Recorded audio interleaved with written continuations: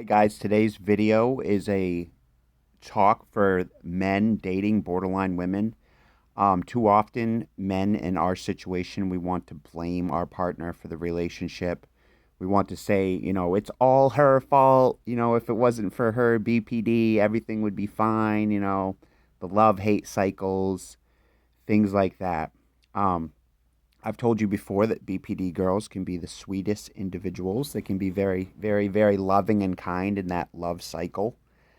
In the hate cycle, it can be really, really scary for everybody involved because really it is described a lot like Jekyll and Hyde. Um, I remember one girl I was dating next door, the sweetest girl, one of the sweetest girls I've ever dated. And then when she was mad, I mean, she literally had me by the throat. One day she walked by my house and totally said she's not talking to me anymore. She had a grumpy look on her face, arms crossed, walking by the house out front of my apartment building. That night, I answered the door. It's her. So that's an example of something a BPD girl might do. They say they're fucking pissed, and then that night they're knocking on your door. So it's a very complex mental illness, especially when you throw in psychosis. Um, I've dealt with BPD girls that have gone into full blown psychosis and needed to be hospitalized for their own safety.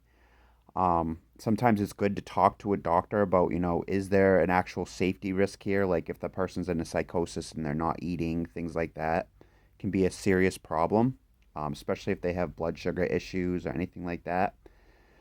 But for us men, so it can't always just be the girlfriend, right? Or it can't always just be my wife. So today's video, we're kind of focusing on thinking of trying to identify things that we did wrong that might have been triggering to our partner. Like for me, I haven't had a car since 2016. Um, I got in some trouble back in 2016, had to dig myself out of a hole, got my license back, had to take some substance abuse counseling, things like that to get my license back. So, one thing that was triggering to my BPD girlfriend was the fact that I didn't have a vehicle. So do you see how my substance abuse, because of that, and because of my stupid friend, and end up going on a high speed chase under the influence of alcohol?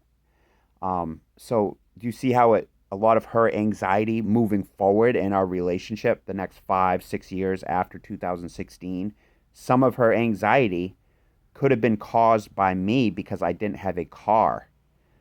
Um, Through my own selfishness of drinking, using drugs, things like that. So that's how we can do kind of a self inventory and see that I was contributing to some of her triggers. I was contributing to some of her stress.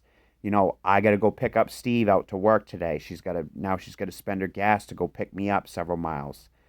One thing I've done lately, guys, is I completely quit drinking, just for the fact that alcohol, even though, yes, it's fun and stuff like that, I don't like the person I am when I'm drunk. I literally don't give a fuck.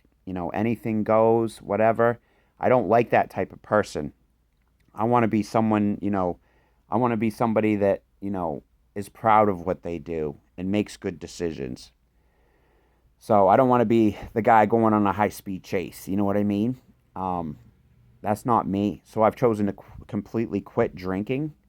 That's been a big accomplishment to me. But okay, factor two, my alcohol and drug use probably was kind of triggering to my girlfriend.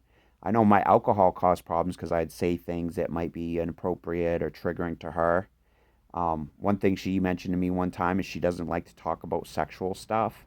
I don't know if that's linked to sexual abuse or what, but if I was drunk, was I saying sexual things that might be triggering to her? See how you can just go down this road of self inventory.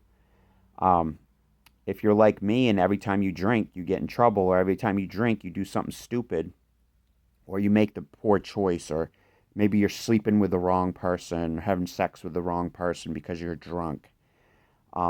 This is how you take a self inventory, guys. You know, it's not always the girl. It's also us men too that need to look in the mirror, identify those issues. If substance abuse is an issue, I recommend reaching out for help. Reach out to a family member, a friend, the hospital. You could call the local police department and ask it, hey, my friend needs help for XYZ. And then they can give you some recommendations of things you can do.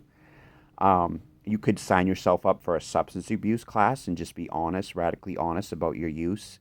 I remember when I was younger, guys, I actually took meth 2 days in a row. I drank meth 2 days in a row in Pepsi, just as like an experimentation of using drugs.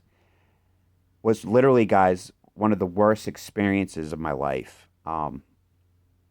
My organs were shutting down. I had meth coming out of my lips. Literally, meth was coming out of my lips. I was up for days, like 3 days. I was up. I was starting to hallucinate. I was hallucinating like shadows and things going up and down my leg, things like that. So meth was like a really, really, really rock bottom experience for me.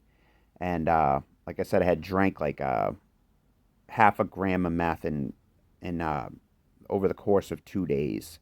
So I had drank that in Pepsi and gotten really, really fucked up. And it was one of the worst experiences of my life. I don't recommend meth. I think one of the reasons why I had tried it was because my dad was really, really hooked on meth. And I kind of wanted to see what the fuss was about it. You know what I mean? So I kind of just wanted to try it. And I also had kind of a previous Adderall craving. You know what I'm saying? I used to be an Adderall person. I used to really like to do Adderall. But guys, that led to me wanting to try meth. So I was like, yeah, screw it. I'll try it. I drank it 2 days in a row, just right in the soda. And it was one of the worst experiences of my life, guys. I don't recommend it. So if you guys have any drug problems, alcohol problems, you could get into AA. Like if you're an alcoholic, you could get into an AA meeting. When I was in drug court, I literally spent a year in AA. Had to go to like 5 meetings a week at times, 4 meetings, 3 meetings. Started out with five, and then it went down from there throughout the year. There was times I was taking 5 drug tests in 1 week. So, you want to hold yourself accountable, get yourself into an AA meeting, get that white chip, which I'm going to leave a link to my book, White Chip, in the description so you can check it out. It's on Amazon. But hopefully we can all learn from this video and look in that mirror with love and self-care. Don't beat yourself up about mistakes that you've made in the past. Everybody's made mistakes. Think people have done things that they didn't want to do when they were drinking, like end up in bed with the wrong person when you're drunk, something like that. So let's just all forgive ourselves. Let's forgive other people that have hurt us because we don't want to carry around that toxicity of unforgiveness.